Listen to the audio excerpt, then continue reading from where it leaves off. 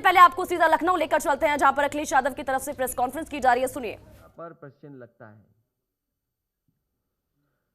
मुझसे लगातार तमाम कर्मचारी और शिक्षक संगठन मिले और जिसमें हमारी बाईं तरफ बैठे हुए हैं, लगातार लड़ते रहे, बैठे, न जाने कितनी बार हमारी बैठकें हुई।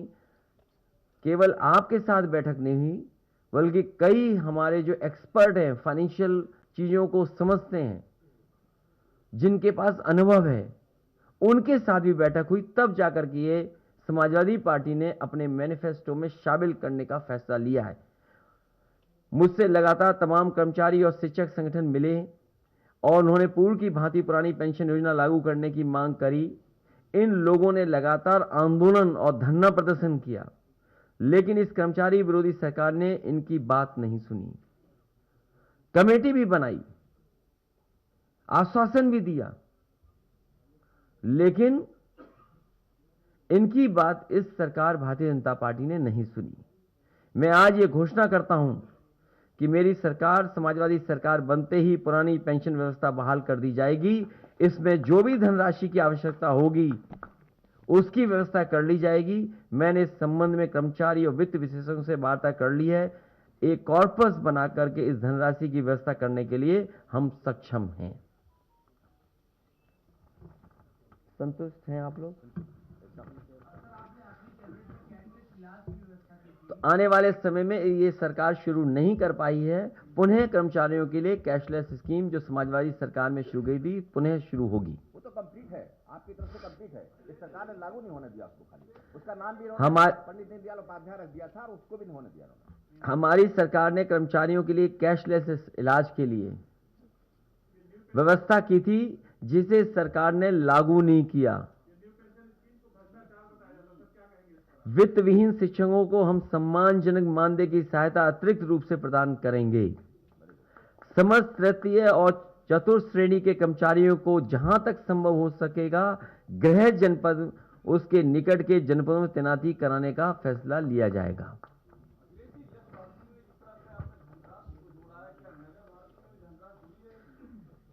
बहुत छोटा सवाल पूछ रहे हो इतनी बड़ी योजना के सामने।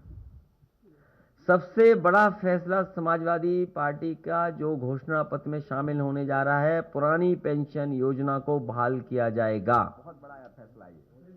2005 से पूर्व कर्मचारियों को मिलने वाली पुरानी पेंशन व्यवस्था लागू की जाएगी।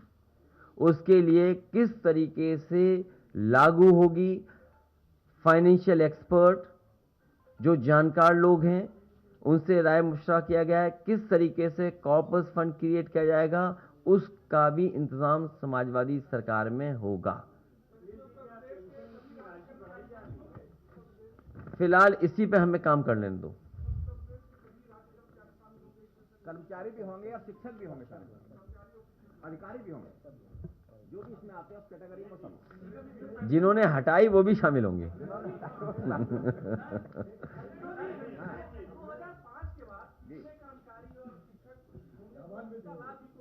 लगभग 12 लाख लोग हैं।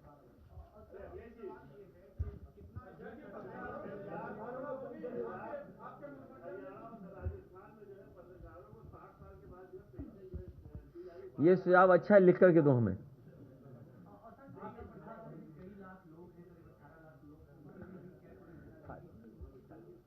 वो अभी पूरा हमारा घोषणा पत्र आने दो। आज कुछ मुख्य बिंदु आपके बीच में रखी हैं।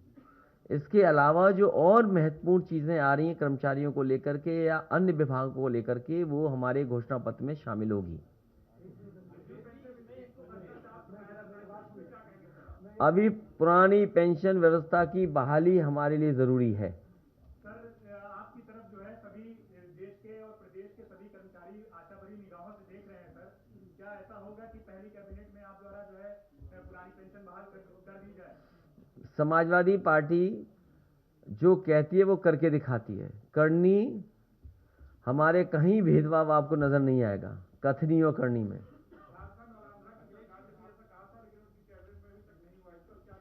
ये उत्तर प्रदेश है, ये दूसरा प्रदेश नहीं है। ये विस्तार से जिस समय मैनिफेस्टो समाजवादी सरकार का आएगा, क्योंकि आउटसोर्स से बाबा भीमराव अंबेडकर जी का दिया हुआ संविधान के तहत जो हक और सम्मान वो छीना जा रहा है, उस पे भी समाजवादी पार्टी विचार कर रही है और किस तरीके से फैसला लेगी वो हमारे मैनिफेस्टो का इंतजार करिए। मैं ये चाहता हूं कि भारतीय जनता पार्टी अपना मैनिफेस्टो लाए। समाजवादी पार्टी ने तो अपने प्रत्याशी भी घोषित कर दिए, अपना वर्चुअल रैली भी जैसे कर सकते हैं वो कर रहे हैं, मैनिफेस्टो की बातें भी लगातार हम आपसे चर्चा कर रहे हैं और शामिल कर रहे हैं। आखिर भारतीय जनता पार्टी 4.5 साल से और डबल इंजन की सरकार जो उत्तर प्रदेश में थी, जो भेदभाव के साथ काम कर रही थी, वो मैनिफेस्टो जैसे ही लाएगी उसके बाद समाजवादी सरकार में क्या क्या काम होंगे, समाजवादी पार्टी का मैनिफेस्टो आएगा। बहुत सारी चीजें हैं। आउटसोर्स कोई अच्छी प्रथा नहीं है, एक्सप्लॉयटेशन के अलावा उसमें कुछ नजर नहीं आता। और सबसे बड़ा सवाल है कि जो प्राइवेटाइजेशन है और आउटसोर्स चीजें हैं, ये जो हमें अधिकार मिल रहे हैं संविधान से, आरक्षण का कैसे खत्म किया जाए, वो आउटसोर्स और प्राइवेटाइजेशन है एक रास्ता। ये भारतीय जनता पार्टी और वो लोग जो संविधान और आरक्षण और हमारे गरीब को, वंचित लोगों को अधिकार नहीं देना चाहते हैं, वो व्यवस्था लागू कर रहे हैं। मैनिफेस्टो का इंतजार करिए। बहुत सारे ऐसे हैं जो उलझाई चीजें हैं। मैं आपसे कहूंगा कि जिस समय 2017 का घोषणा पत्र समाजवादी पार्टी ने रखा था, उसमें भी बहुत सारी ऐसी बातें थी जो आप कह रहे हैं, आंगनवाड़ी हैं या आशा कार्यकर्ता हैं, इनके बारे में जो कहा गया था। ये बहुत सारे सवाल हैं जिनको अभी घोषणा पत्र में शामिल होना है। क्या आप घोषणा पत्र का इंतजार नहीं कर रहे हैं?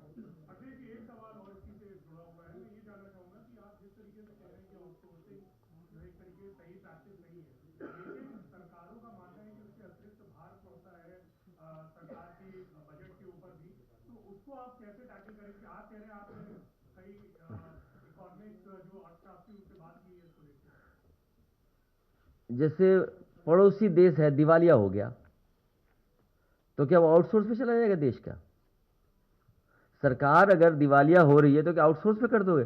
तभी मैंने आपसे कहा कई बार कि भारतीय जनता पार्टी अगर सरकार में रही, ये हर चीज बेच रही है और एक दिन हो सकता है सरकार को ही आउटसोर्स कर दें।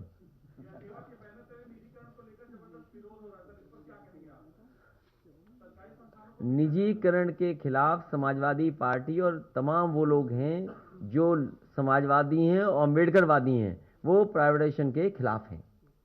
पॉलिटिकल सवाल है कि आज फिर आपके परिवार से एक व्यक्ति को शामिल किया बीजेपी ने, प्रमोद गुप्ता जी, उन्होंने फिर आप पर वार किया है। ये सिलसिला चल रहा है, कोई परिवार शामिल होता है और आप पर वार करता है। मुझे तो ये बात समझ में नहीं आती है कि भारतीय जनता पार्टी को खुश होना चाहिए इस बात को लेकर के।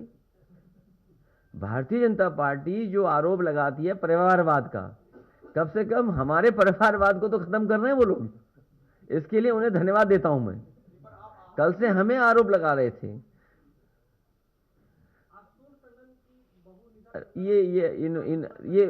ये काम भारतीय जनता पार्टी कर सकती है, उन्हीं से सवाल पूछिए। समाजवादी पार्टी किसी के घर में लड़ाई नहीं करा सकती।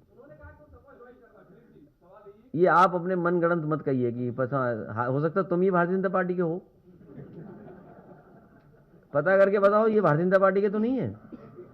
हमें इनका मोहल्ले का पूरा एड्रेस देना, हम पता करेंगे वोट हमें कितने मिले वहां। नहीं, हम ये नहीं करेंगे। ये परिवार में झगड़ा नहीं कराएंगे हम किसी से। ये कानूनी है, वो अपने कानूनी उसमें करें।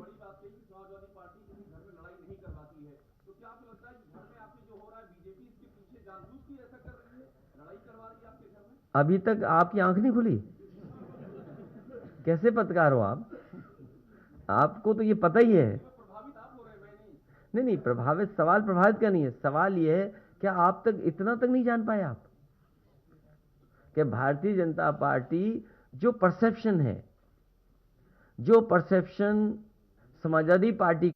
रामानुज, जानकारी चाहेंगे। प्रेस कॉन्फ्रेंस हम सुन रहे थे, अखिलेश यादव को सुना, कई ऐलान उन्होंने किए। उन्होंने कहा कि हमारी सरकार बनेगी तो हम लोग जो पेंशन है, जो बुजुर्गों के लिए पेंशन है, वो हम लेकर आएंगे। साथ ही साथ जो पुरानी जो योजना थी, जो पेंशन योजना थी, वो बहाल की जाएगी। कई इस तरह के ऐलान उनकी तरफ से किए गए। क्या कुछ और अहम रहा रामानुज? देखिए, जिस तरीके से जो है आज अखिलेश यादव ने जो है सरकार के ऊपर हमला बोला है, और उसमें सबसे बड़ी बात यह है कि पुरानी पेंशन नीति को लागू करने की बात कही है। और ऐसे में और शिक्षक मित्र की अगर बात की जाए, शिक्षकों की बात की जाए, तो उनको लेकर जो है साफ बोला कि सरकार ने उनके साथ सौतेला व्यवहार किया है। और इसके साथ साथ जो है सिर्फ इतना ही नहीं, और इसके साथ साथ जो है तमाम और योजनाएं, यश भारती जो जिस तरीके से दिया जाता था उसको बंद कर दिया गया, उसको लेकर जो है इन्होंने बोला कि उत्तर प्रदेश के अंदर जब सरकार आएगी तो फिर से यश भारती लागू करेंगे, पुरानी पेंशन बहाल करेंगे। और इसके साथ उत्तर प्रदेश के अंदर जिस तरीके से निजीकरण हो रहा है, जिस तरीके से आने वाले समय में और निजीकरण बढ़ जाएगा, जिस तरीके से उसको लेकर इन्होंने साफ कहा कि सरकार जो है निजीकरण करना चाहती है, लेकिन समाजवादी पार्टी जो है निजीकरण का विरोध करती है। तमाम ऐसे बिंदुओं को जो है अखिलेश यादव ने इस प्रेस कॉन्फ्रेंस में उठाया। लेकिन सबसे बड़ी बात यह है कि लगातार जो है कई नेता जो ज्वाइन हो रहे हैं, उससे कहीं ना कहीं असर पड़ सकता है इसमें। जी बिल्कुल। साथ ही साथ रामनुज, हमने ये भी सुना जिस तरह से उन्होंने ये कहा कि जो मौजूदा सरकार है, बीजेपी सरकार है, उन्होंने शिक्षकों की नहीं सुनी, सीधा सीधा वार बीजेपी की तरफ से, उनकी तरफ से किया गया। और साथ ही साथ उन्होंने ये भी कहा कि जो मैनिफेस्टो आएगा उसका भी इंतजार कीजिए, लेकिन उससे पहले उन्होंने इतने सारे ऐलान कर दिए। तो अब ये सवाल भी यहाँ पर खड़ा हो जाता है कि अब अपने मैनिफेस्टो में वो क्या कुछ ऐलान करने वाले हैं। स्वाति, अगर बात की जाए कि मैनिफेस्टो के अंदर कई ऐसे बिंदु हैं जो सरकार छूना चाहती है, पिछले बिंदुओं को वो भाजपा अपने बिंदुओं में लेकर आना चाहती है, लेकिन समाजवादी पार्टी सरकार की नाकामयाबी भी और इसके साथ साथ जिन बिंदुओं पर सरकार फेल हो गई है, या यूं कहें कि जो समाजवादी पार्टी के नेता ये सोचते हैं कि जिस बिंदु पर सरकार फेल है, चाहे रोजगार की बात की जाए, चाहे इसके बाद किसानों की बात की जाए, किसानों के आंदोलन की बात की जाए, गन्ना मूल्य की बात की जाए, इसके साथ साथ एमएसपी पे भी अभी आपने देखा जिस तरीके से अखिलेश यादव ने साफ कहा कि हम एमएसपी पर जो है फिक्स रखेंगे, एमएसपी लागू करेंगे। और इसके साथ साथ कई ऐसे जो किसानों के जो अन्न की जो है कसम खाई थी, उसको लेकर कई ऐसी योजनाएं हैं जिनको जो है अखिलेश यादव अपने मैनिफेस्टो में शामिल कर सकते हैं। लेकिन मैनिफेस्टो अभी आने में समय है। मैनिफेस्टो जब लेकर आएंगे अखिलेश यादव, उससे पहले अखिलेश यादव इंतजार कर रहे हैं कि भाजपा का और अन्य राजनीतिक दलों का मैनिफेस्टो आ जाए, उसके बाद समाजवादी पार्टी अपना मैनिफेस्टो जो है वो जनता के आगे रखे। लेकिन सबसे बड़ी बात यह है कि उस मैनिफेस्टो में और क्या क्या बिंदु होंगे, पुरानी पेंशन की बात की है और शिक्षा मित्रों की बात की है, आरक्षण को सुचारू रूप से लागू करने की बात की है, तमाम ऐसी जो बातें हैं अखिलेश यादव ने अपने प्रेस वार्ताओं में कही है। और आज की प्रेस वार्ता में भी उन्होंने साफ कहा कि शिक्षकों को सम्मान नहीं हुआ, इसके साथ साथ यश भारती को दोबारा से स्टार्ट किया जाएगा। ये सारी चीजें जो है अखिलेश यादव ने कही, और ये माना जा रहा है कि ये सब बिंदु भी प्रेस वार्ता के साथ साथ जो है इनके मैनिफेस्टो के बिंदु हो सकते हैं। जी बिल्कुल रामानुज, बहुत बहुत शुक्रिया इन तमाम जानकारी के लिए और हमारे साथ जुड़ने के लिए। खबरों के निष्पक्ष विश्लेषण के लिए सब्सक्राइब करें Janatantra TV and press the bell icon. Never miss any update.